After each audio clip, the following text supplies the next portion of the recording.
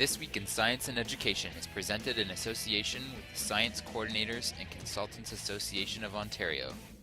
Visit their website at sccao.ca. This Week in Science and Education is brought to you in part by the University of Western Ontario, www.uwo.ca. We thank them for their support. This Week in Science and Education is also brought to you by Laurentian University. Check out Laurentian at laurentian.ca. We thank them for their support. Hey everybody, it's time for This Week in Science and Education. Thanks for taking the time to join us. This is episode number 68, recorded Thursday, February 16th, 2012. Hey everybody, this is your host Kevin Cougler. We're glad you're with us on This Week in Science and Education. Today we're going to be talking to Dr. Tammy Eger, who's a PhD at Laurentian University. We're going to find all about ergonomics and industry. What does Tammy do that relates to ergonomics and industry in her research? We're going to discover that very shortly, but before we do, I want to say hello to my good friend Colin Jagoe at Kawartha Pine Ridge District School Board. Hey, Colin. Hey, everybody. How's it going? Good. How's stuff in Peterborough? Good? It's good. It's the winter's over, apparently. It never really happened, but things are fine. Oh, that's probably not the case in Sudbury. Dr. Thomas Merritt, Laurentian University. How's it going up there, Thomas? It's good. We're looking out the window, Tammy and I, laughing because, it's like pretty heavy snowfall at the moment. So. Yeah. It's good. It's good to be with you guys again. I've taken a couple weeks off. I've had some family days. My sister was in town for a couple weeks, so I got to spend some time with her and my niece. But good to be back on the show and good to be with you guys again. So sitting to your left, Thomas, is Tammy, and Tammy is a researcher from Laurentian University. Tammy, thanks very much for taking the time to be on the show with us today. We appreciate it. Maybe you could start by just telling us a little bit about what this means, ergonomics and industry. What do you do? And I'm going to interrupt just for a second. And as a little bit more of an introduction, the reason that I asked Tammy to come on is Tammy has a much more applied research focus than I have. And a lot of the work that we've talked about over the last almost 2 years that we've been doing this, right, a year and a half that we've been doing this, we've focused a lot on basic research and what that tells us about the world around us. But there's a lot of really exciting work that goes on that has a much more direct application. And Tammy and I know each other through working with Bradley, the graduate student that we had on the show about a month ago. And, I'm involved with that because of my rowing coaching, but Tammy's involved because of her work with ergonomics and working with the science of how people interact with the world around them. And so I'd asked Tammy to come on and tell us about her research. So please, tell us what it is you do and sort of the big context. Yeah, excellent. I guess just to give the background, ergonomics in the simplest form is the science of work. So how do people work? And from a ergonomics perspective, we try to think about how can we have people work safely so they don't get injured. And from the business side, how can we make work more productive so that companies are successful?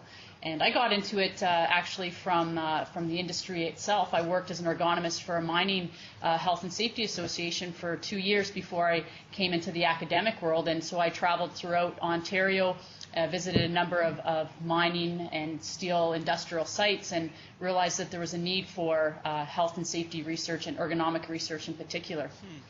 So that's where my research came in. So Tammy, do you work with, say, the Workplace Safety Insurance Board then? We don't work with them directly, but they're one of the main funders of a lot of the research work that we do. So through the Workplace Safety and Insurance Board, companies will partner with us and we'll identify projects that have a real application, and we'll start there. We'll apply for funding, we'll get that funding and carry out the work. So I can give you a couple examples of some of that sponsored research if you like. Yeah, because that was.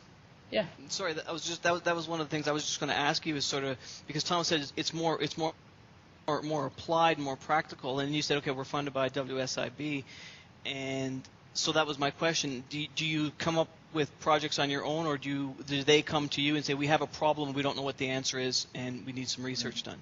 So you were starting to lead into the project, but I just wanted to sort of ask that as we got into it. Yeah, we could step back. It can be both. So in some cases, WSIB will put out a fairly specific call to say we're looking for a group of researchers to put a proposal together for a project. Let's say, for example, looking at musculoskeletal injuries in arborists, so in individuals that are cutting trees and pruning trees. But in many cases, what it will be is that a company, so in our case, we work a lot with the mining industry, and they have health and safety committees, and we're members of those health and safety committees from the perspective of giving community presentations. And they will come to us and say, we've got a number of our workers that are having problems with low back pain from driving mobile equipment. Can you look at that? We're not sure why. Which direction should we go in terms of solutions? And then we'll put together a research plan through communicating with those industry partners, and we'll submit it to WSIB for funding. Okay. Yeah. Great. So I can, building on that, I can give you an example. Sticking with vibration and mobile equipment, from a practical perspective, for any of the students that might be listening, if they're driving their ATVs or their all-terrain vehicles, or maybe they have motorcycles or snow machines that they operate if they're up further north, when you drive over really rough terrain, you get that vibration, or you get an impact, and you can feel that come through your body, and that spike of acceleration, if you like, that comes up through the spine can cause damage to your spinal structures and to your internal organs, and that's from whole body vibration exposure. For Sudbury here, Thomas and I don't have to think too much. It's a rough road, so all you have to do is drive your vehicle over a couple of the rough roads in the winter when the potholes are starting to come out, and you hear your tire go down, but you get this sudden shock of vibration that goes up your spine, and that type of acceleration can cause injury. So how we measure it, we have these brought in. I don't know if you can see in the picture, but this is a rubber pad. It looks like a Frisbee, if you like. It's fairly thin, so we could throw it, but we won't because it's fairly expensive. And underneath, attached to it, there's a sensor here, and it can measure vibration in 3 directions. So if this will sit on the seat that the worker would be in their vehicle, or we could put it even on the seat of an ATV. Some folks will do that research. And then as the seat moves or the vehicle vibrates, this will move up and down. And the sensor here can record the vibration that's entering the person's body, both in the vertical direction, side to side, and forward and back. And we have standards that we can use to compare that level of vibration, and it gives us an indication of whether there's potential health risks to that operator. Just to give you an idea of the size of these sensors, so this one's fairly big because we use it on a seat, but here's another example of a sensor that can measure vibration, and this one's very tiny, and it still can measure vibration in those 3 directions, and this one we would put, for example, inside a boot of a worker to measure how much vibration is entering into their feet, or we can attach it to a drill that they might be holding on with their hands to measure how much vibration goes into the hand. Because you might have heard of musculoskeletal injuries called hand-arm vibration syndrome, for example. So workers that use drills in mining, but people that use pneumatic drills if they're mechanics, or people that operate with whippersnippers produce a lot of vibration. You know, if you cut your grass in the summer and your hands feel numb and tingling after, yeah. Well, that's from the vibration, and so we can use these small sensors to measure that vibration as well. So you've got different types of sensors for the same thing. So when you're looking at that, what are the standards? I mean, how do you determine high, low, and what might cause injury? Yeah. I mean, have you gone out and heard people and seen what level do you have to be before things start to go bad? Yeah, it's a good question, and as you know, for ethics, we can't really expose people to a level of vibration that we know in a lab will cause injury. So we have to, in our lab work, we have to use less exposure. But what happens is over time you can use epidemiology as well. Okay. And so the standards have been developed with a group of scientists internationally where if we measure the magnitude of vibration, or if you like when you're driving on a road, the bounce that would be created, so that gives you a measure of magnitude, and the frequency, so how many cycles per second. So just to give a real simple example, if this was shaking up and down really slow, that would be a low frequency, or if it's shaking up and down really high, we can have a higher frequency. So frequency becomes important because different parts of our bodies are going to be injured at different frequencies. So the standards are developed knowing that if we measure the vibration in the industry, let's say a magnitude of 1 meter per second squared at a frequency of 3 hertz is typically going to cause damage to your spine. and they've tracked workers over a 10 or 20 year period, and you start with a whole group of healthy workers, you track their exposure, and then you figure out, okay, which group developed back pain or damage to the spine, which group didn't, and then from there there's evidence to support the standards that are created. So just in the specifics, are more people injured by sort of acute discrete events or long-term exposure to lower level amounts of force? When it comes to damage in terms of whole body vibration exposure damage or hand arm, it tends to be the longer exposure. So when you think about your typical worker, those that are exposed to vibration for 1 to 2 years don't typically tend to start to have the low back problems, but when you get up to 10 or 15 years of exposure, now you've got a larger percentage of that working population that are having problems in terms of their back, in terms of their spinal system, in terms of their reproductive health, in terms of the internal organs as well. Hand arm's a little bit different though, because it's a higher frequency exposure. So just like I said, when you start to feel that tingling and numbness from using your whippersnipper, for example, you've already started to have some damage. Yeah. So if you continue to expose yourself over and over, those workers within a year to 2 years can start to get permanent damage to their nervous system and also to their circulatory system. So I mean, the obvious thing is when I say to Jackie, I really shouldn't be cutting the grass because it's too physically detrimental, I should instead be sitting down with a beer. In fact, there's medical evidence to support that. Is that well, correct? no, there'd be actually evidence for you to buy a better whippersnipper. Trying to get us. That in itself, that's not a bad answer. That works too. That's a good one too. But sounds to me like Tammy and your wife are in cahoots, Thomas. Hey, we got to take a quick break, folks. Sorry, we're talking with Tammy Eger from Laurentian University. We're going to be right back in 2 minutes after we thank our sponsors. Stick with us, everybody.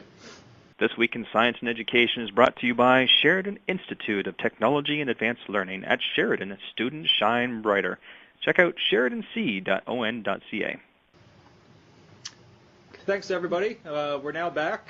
Thomas is counting us in. Thanks for sticking with us. We're talking with Dr. Tammy Eger, who's a researcher from Laurentian University. We're talking and learning all about ergonomics and her research in relation to that. Tammy, quick question for you. When I think about some guys that are out there using jackhammers and things like that, obviously those would be at risk or high risk occupations for this type of situation. How much does muscle mass come into play? If you are a really big solid guy, are you more at risk, less at risk, or does muscle mass play a factor at all? Well, it's actually a really good question, because if we break it down to the simplest terms, acceleration, so force equals mass times acceleration. So what we do find is that the heavier a vehicle or the more massive a body, if you're exposed to that same level of acceleration, that body can tolerate it a little bit better. But having said that, I mean, in most cases, there's other problems that come into play, because if you have a really strong individual and if they contract their muscles, so if they're holding that jack leg or that drill very stiffly, we've now changed the dynamics of our structure, and a structure that's very stiff will transmit vibration easier. And so if you overgrip your lawnmower or if you overgrip a drill, more vibration is going to travel from your hand up into your neck and shoulder region. So grip force becomes actually more important than the mass of the body. Right, so I was trying to give us all an excuse to go out and hire the neighbor kid down the road, 20 years old, big strapping guy, but it sounds like I'm far-fetched there. Colin, quick comment or question from you, if we could. Well, just a follow-up to that, I'm wondering if that then leads to things... trying to get my words here. Leads to better ways of using the equipment. Like, would you then go back to say, the mining company and say, we've studied this fella, and because he's gripping it this way, he's damaging himself, and this one is much less so. Does that then translate into workplace practice in using some of the equipment? Yeah, so definitely if we go back in terms of ergonomics, the way we like to look at solutions, the first thing we would try to do is identify whether there's a better piece of equipment out there. So that would be called an engineering control. So for example, when you think about seated exposure, there's seats that you can put into mobile equipment that are better able to attenuate or basically reduce the harmful levels of vibration. So once we do, or there's better drills out there that are able to attenuate some of the vibration or to reduce it. So that'd be step one. And then step two is to look at, are there some administrative controls? So in this case, training could fall into play. So you talk about using a good posture. So you want to maintain a neutral posture. You don't want to be in awkward postures while exposed to vibration. So you don't want to be flexed forward or working with your wrists bent or twisted to the side. So you try to keep neutral postures, keep a reduced grip force, keep your hands warm as well. So cold exposure also increases your risk for problems from vibration. Smoking increases your risk for problem from vibration. So there's some of those things that could come into play. And then the last thing is personal protective equipment. So in the case of vibration, there are gloves that are made that are designed to help to, again, attenuate or reduce some of those harmful levels. And recent work that we're doing now are looking at insoles for the shoes. So people that are exposed to vibration that's transmitted through the feet from vibrating platforms, we're testing different types of material to go inside the boots of workers to see if we can reduce some of that vibration as well. So you can see they're made of different materials, different thickness, and they have different properties, and so some are better at attenuating higher frequency vibration, and this one's better at lower frequency. So it's a three-step approach to try to do prevention. So Tammy, what's Colin's posture been telling you throughout the course of this interview? It's awful here. It's awful here. Well, if we were to do a quick office ergonomic assessment there, it looks like he's perhaps leaning back a little bit too much, but he is using his backrest, so that's positive. We'd encourage that. Okay. I've got my feet on a platform, so I'm actually braced against the back here a little bit, so I'm pretty steady.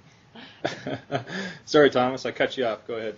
Well, just one specific question. When you're doing this kind of research, are you always working with commercially available, like the insoles, right? Mm-hmm. Is part of the point there to test what's out there, or are you trying to work with new materials, or a little bit of both? A little bit of both. Yeah. So this particular insole that I have in my hand is commercially available, and it's one that the mining companies were using, so they asked us to test it to see if there'd be some benefit in their particular application.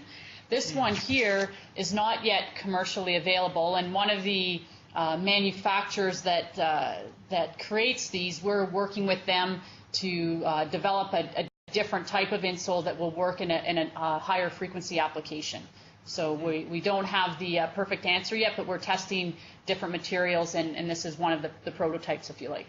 And guys, before let me just finish that question. I'm sorry, Colin, but there's a follow-up.